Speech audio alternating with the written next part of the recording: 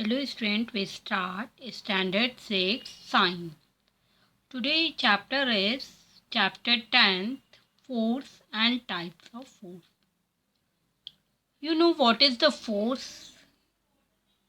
In easy way, कोई भी चीज़ पड़ी हुई है, जैसे ये पेन है, ओके, ये पड़ा हुआ है, स्टैंडिंग बिल्कुल एकदम एज इट इज़ पड़ा हुआ है.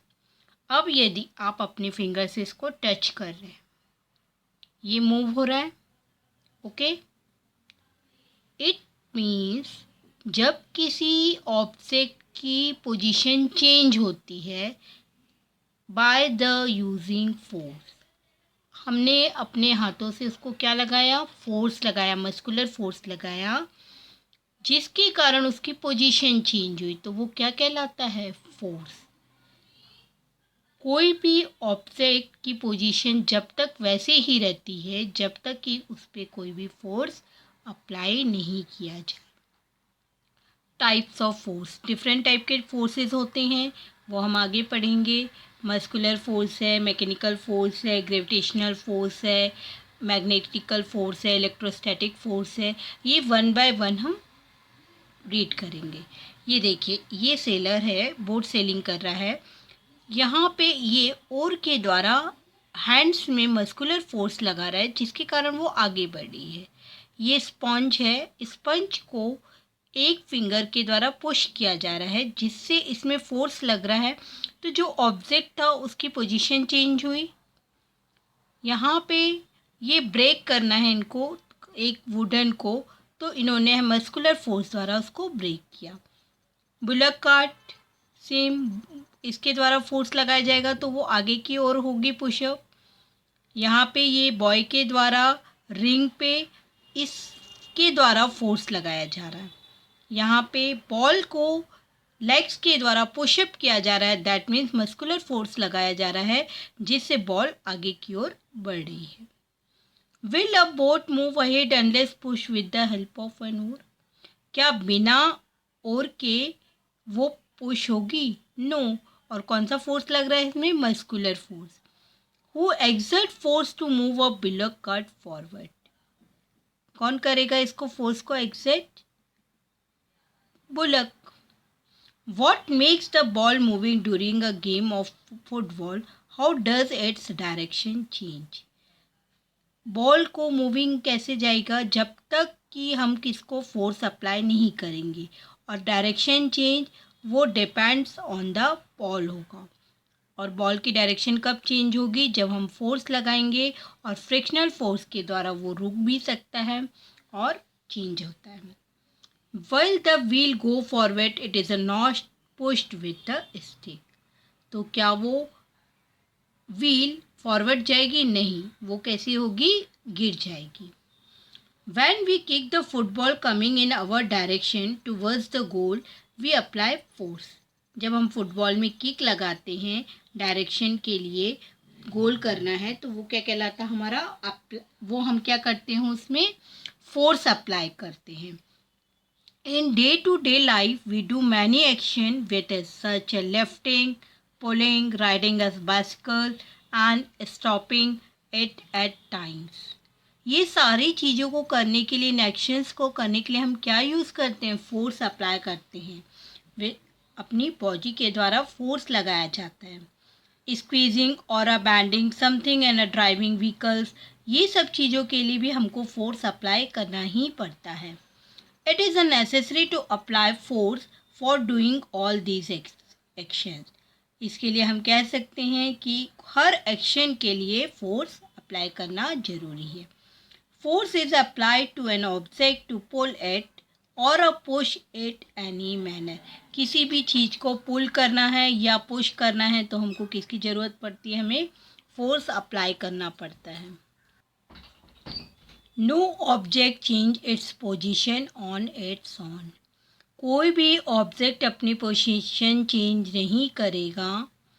Force is a required to move an object. किसी भी ऑब्जेक्ट को मूव करने के लिए किसकी आवश्यकता होगी? फोर्स की. Force is use to change the direction of an object in motion और टू स्टॉप इट. कोई भी ऑब्जेक्ट की डायरेक्शन चेंज करने के लिए उस ऑब्जेक्ट में किसकी आवश्यकता पड़ेगी? फोर्स की, अगर वो मोशन में है और अगर वो स्टॉप में है, विदाउट मोशन में है। Okay, what happen when you hold the two ends of spring and pull them apart? आप इस तरह से ये खींचेंगे तो स्प्रिंग कैसी हो जाएगी?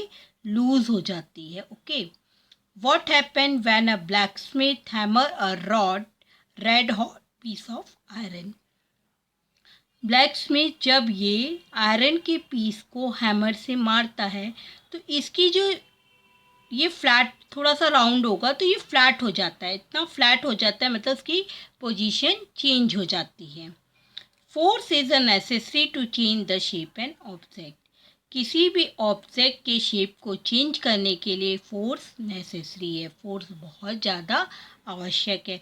तो आपने देखा कि विदाउट फोर्स से हम कोई भी वर्क नहीं कर सकते। हर चीज़ के लिए हमको किसी भी ऑब्जेक्ट या थिंग पे क्या अप्लाई करना पड़ता है? फोर्स अप्लाई करना पड़ता है।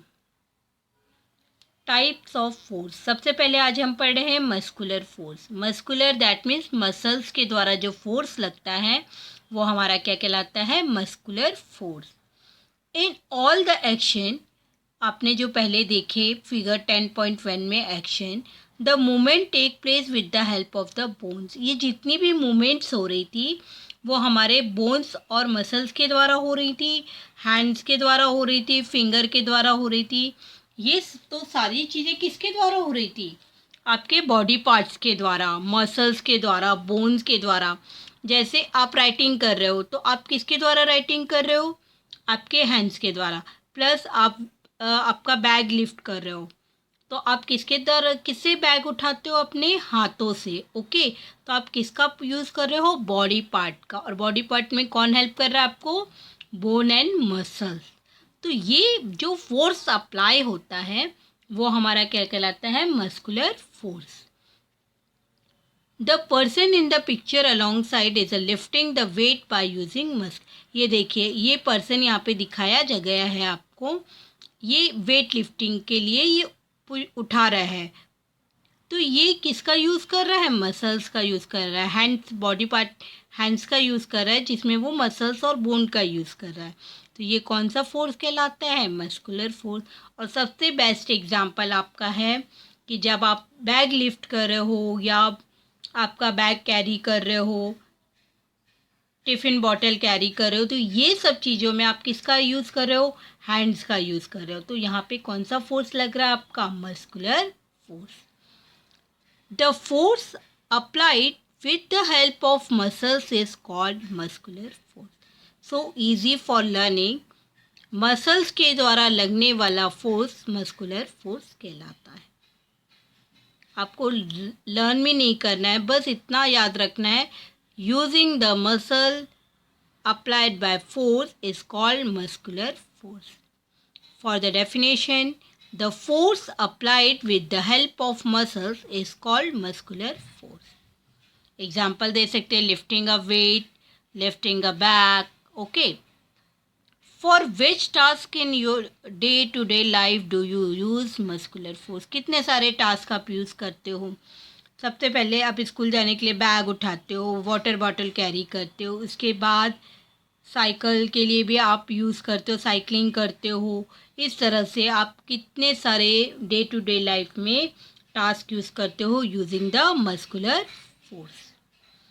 मैकेनिकल फोर्स, अब कुछ फोर्स ऐसे हैं जो यूज़ करने के लिए हमको मशीनों की ज़रूरत पड़ती है, पर वो भी हमारी चीज़, ऑब्जेक्ट, थिंग को कंप्लीट करते हैं। तो लेकिन हमको उनके लिए किसी चीज़ की ज़रूरत पड़ती है। जैसे आपको बाइसिकल यूज़ कर रहे हो तो बाइसिकल यहाँ पे क्या है? मशीन है, बट आपका वर्क कंप्लीट हो रहा है तो यहाँ पे वह बाइसिकल द्वारा कौन सा फोर्स लग रहा है? Mechanical force. We use different machine for doing many task.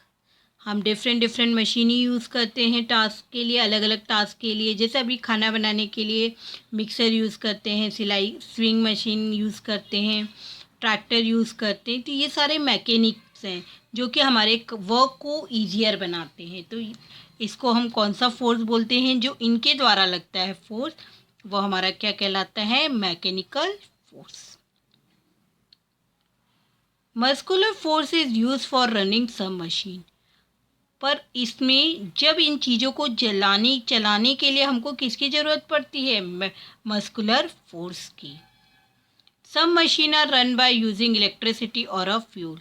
अब जैसे ये मशीन्स हैं, ये हैं, इनको इलेक्ट्रिसिटी और फ्यूल से भी चल जाती है। बट इसी में स्विंग मशीन में एक हैंड मशीन भी आती है जिसको हम हाथों से चलाते हैं, तो उस केस में वो मस्कुलर फोर्स का यूज़ करते हैं।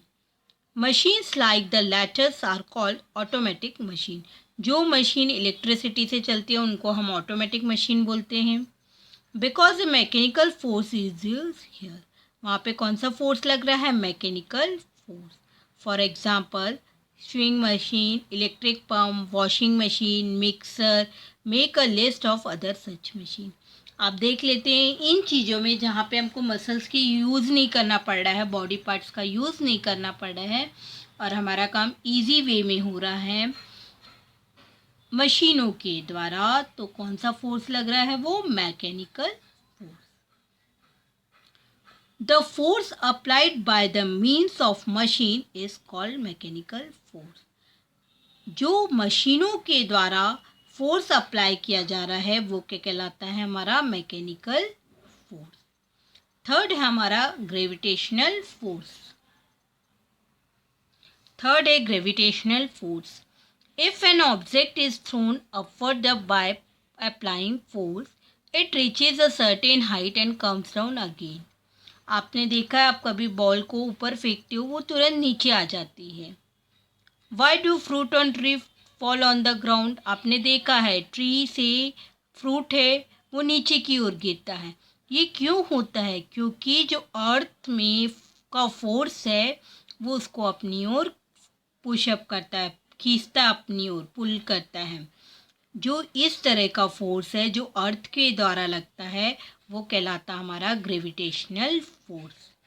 The force applied by the earth to pull object. ऐसा फोर्स जो अर्थ के द्वारा किसी ऑब्जेक्ट को खींचने के लिए, पुलिंग करने के लिए यूज़ किया जाता है वो हमारा कहलाता है ग्रेविटेशनल फोर्स।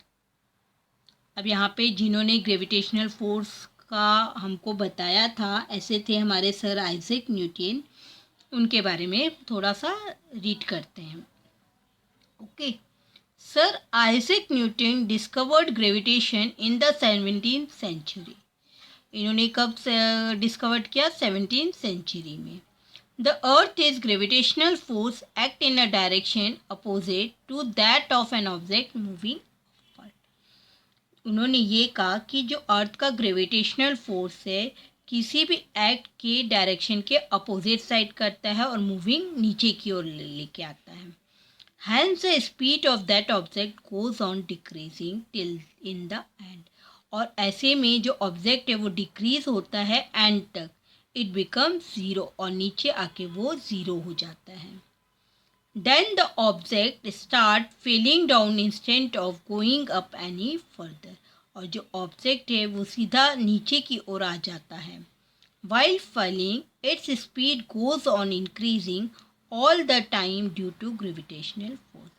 और कई बार ये स्पीड है जो वो इंक्रीज होती है ग्रेविटेशनल फोर्स की वजह से।